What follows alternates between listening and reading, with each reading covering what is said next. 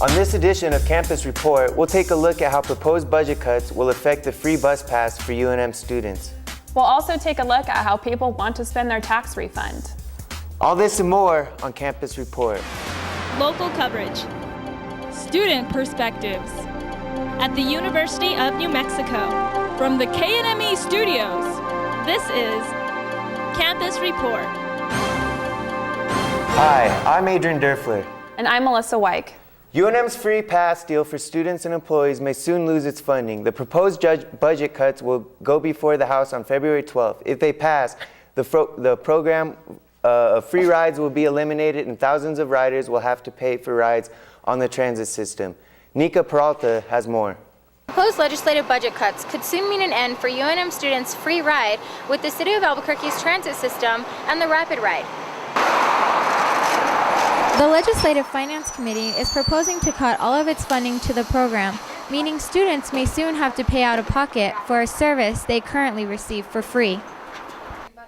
UNM spokesman Benson Hendricks said the legislature allocates all the funds. The legislature last year allocated $35,000 to the university to pay the City of Albuquerque to cover bus passes for all UNM students.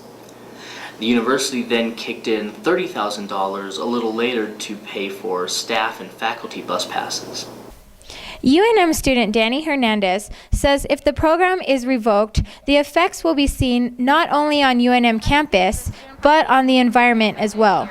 I think more students will have to drive their cars to UNM, which means more parking, more pollution, more cars on campus. According to an article printed by our media partners in the Daily Lobo, ABQ Ride Director Greg Payne comments on the loss of the funding. He says that the partnership between the City of Albuquerque and UNM has been quite successful and does not understand why the legislature would consider cutting the funding.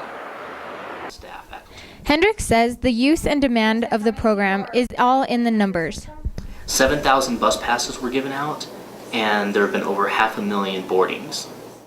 UNM student Megan Cole said the impact will be felt economically. I think they're going to be really mad. I mean, it's a public service that we have because we're going to college, and if it's taken away, I think it's going to affect a lot of people. It's going to be extra expenses. It's only like $1 for a bus ride, but it adds up fast. And we have so many other expenses. It adds on to what we have to pay anyway. As thousands of students use this service each and every day to commute to and from campus, many students may soon find themselves left in the dust. This is Nikka Peralta. In the struggling economy, many people are thinking twice about what to do with their tax refund. Selina Garcia has the details. With money now being a bigger concern, the big question is whether or not people are going to use the refund money wisely. People are having to make the difficult decision to save for what may come down the road or be able to finally get the one or two things they've been saving up for. UNM Junior Tammy Williams says she plans on using her refund money wisely, but doesn't think that other people will be thinking quite like her. I think in general people aren't going to be really smart about it just because the economy is so bad and they're going to take what they can get, but personally, with my money, I'll try to be smart and pay my bills and get my priorities straight. Others like Junior Lucas Gonzalez believes that people do have a good understanding of the state of the economy and will make a good decision when using their refund. This year, I think people are going to use their income tax to build a surmountable amount of resources for themselves for later, rather than just squandering it now. And same goes for me. I want to build it and invest it in something that's going to benefit me tomorrow or, later on in the long run is what I'm trying to say. Ex-military soldier Leonard Smith says he's been waiting for quite a while for income tax season to come around because him and his wife have some big plans for needed repairs on their home. My wife and I decided we're going to put a new roof on our house, but I think most people are going to save it because everybody's hoarding their money now instead of putting it back into the economy. For those that are excited to file their income tax returns to get that anticipated refund, and for others who may not be so excited, we all still need to remember the important thing: deadline. April 15, 2009 is the big one, the day your income tax must be filed with the IRS. This is Selina Garcia, reporting. Anyway, Selina, welcome. How you doing? Good. How are you doing? I'm great. So exactly what did you find out about people? You know, I honestly thought a lot of people were going to say, you know, I'm going to go buy that great TV or a new computer, and everybody seemed to want to save their money, which was really interesting to me. So nobody's planning to, you know, spend their money on big vacations, nothing like that? No, you know, no big vacations, no, you know, expensive electronics, which was really interesting. Do you have a plan on what you're going to do with your tax refund yet? Yeah, you know, I think I'm going to take that fancy vacation, honestly. You know, I think I deserve a little trip. So I think I have all my situations straightened out, and I got bills that are already paid. So I think I'm just going to go ahead and take a trip. Did you find that people are obviously being more careful with their spending from the last stimulus package that everybody received? You know, nobody's really spending their money anymore, trying to save, pay bills? I mean, definitely. I think, you know, I was really expecting to hear people, you know, a couple of people say they're going to buy some things, and it just appeared that people were just definitely more cautious about the money, you know, not knowing what's going to come down in the future. So that was just everybody's concern. What are you going to spend your tax refund on?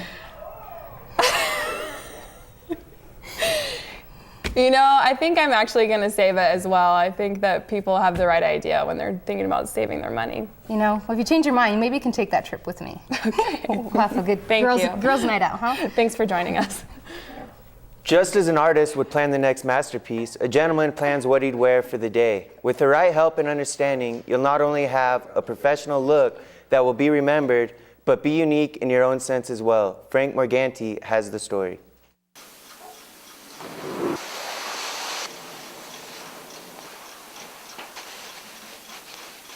As the old going says, clothes make the man, but it's how the clothes are worn that make the gentleman.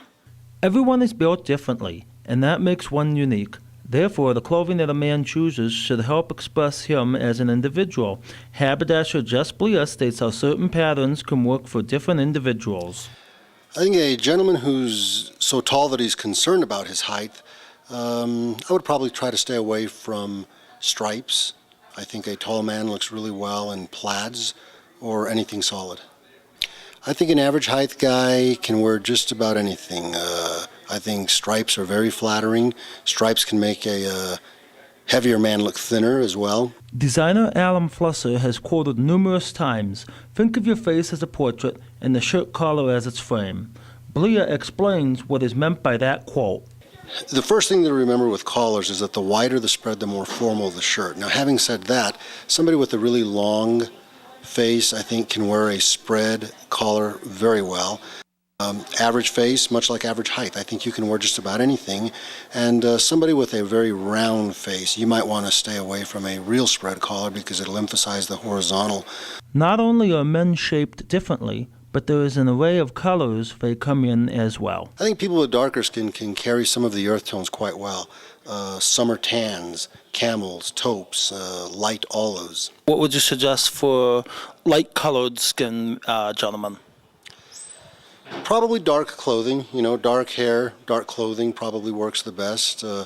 People with reddish, earth toned, you know, brown hair, I think earth tones are quite good. However, Blea has a color recommendation that can be tailored for just about anyone. Navy suits work beautifully on just about anybody. That's why we certainly believe that if a guy's going to own one suit, a solid navy is the suit to own. There are many fine accessories to add to a suit, but one item expresses itself more than others. Oh, to me, the pocket square. I think that's the finishing detail. A man that wears a pocket square, to me, pays attention to all the details. With the right insight and creativity, a gentleman can be his own man in his wardrobe versus just being another suit. This is Frank Morganti reporting. Earlier, Frank sat down with Jess Blea to cover a few more points on how to look good. Welcome, Jess. With the coming transition of digital television, people are able to wear clothing that they couldn't necessarily wear before, and I noticed that you're wearing a glum plaid suit, and I'm sure it's showing up better on the monitors than it did, say, even 5 years ago. Are there other types of patterns that you could recommend? I would say, generally speaking, probably solids or very simple stripes, maybe a window pane. Kind of ironic, I wore a plaid suit today.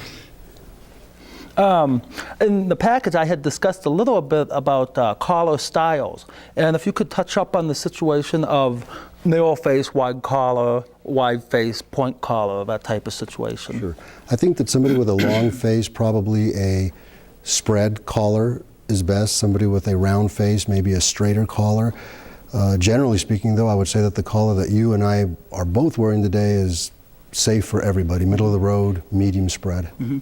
And I think you probably want to reserve a button-down collar for more casual wear, or for a blue blazer, I wouldn't recommend. In my opinion, I'm not much for button-down collars. Yeah. I think a spread collar is always the most appropriate and safest. For a newscast, what would you recommend type collar? What we're wearing, or something else? I think what you and I are wearing today, just a classic medium spread. In fact, really, by today's clothing standards, the medium spread is today's new straight collar. I know that in our business we sell very few straight collars. It's very classic, a medium spread. Okay. And now Albuquerque is not a huge market, it's good size, but it's not huge like Boston or New York. What would you suggest somebody could wear in a small market and a big market newscast to wear on camera? I think if you go conservative, the parameters for appropriate business wear, particularly for men, are fairly narrow, and if you learn to stay within those parameters, what's good in New York, I think, is good in Albuquerque. Again, solid suits, solid navy, solid charcoal gray, classic stripes, they're good everywhere. And then typically more so on male newscasters, people tend to notice a tie more than they notice a suit. What type of patterns of neckties would you say are classic, which will be good today, good years from now? Again, I always believe that less is more. Something simple pattern, small pattern, classic stripes, they're always good. Pin dot solids. Absolutely. Okay. Well, thank you very much for your time. Appreciate it. Thank you. Wow, that's some good advice on how to stay looking classy. Yeah, maybe I should think about changing my style. I don't know. No, I like you just the way you are. For Adrian Doerfler, I'm Melissa Wike. Thanks for watching.